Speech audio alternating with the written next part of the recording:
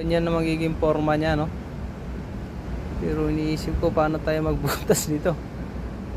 Parang antigas nito mga busing. Tapos kailangan nating i-align. Wala tayong laser alignment. Hindi pwedeng tsambahan lang ang butas nito. Tapos ang gamit lang natin pambutas yung ano lang ito. So kausapin ko muna si bossing kung paano ang diskarte nito. Ano ang kapal niya. So nabutasan na natin. Akala ko buo siya, halo din pala siya, rubber lang pala yung nasa gitna.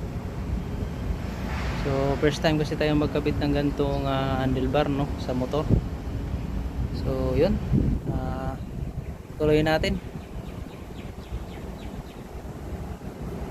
ang kabilang side na lang.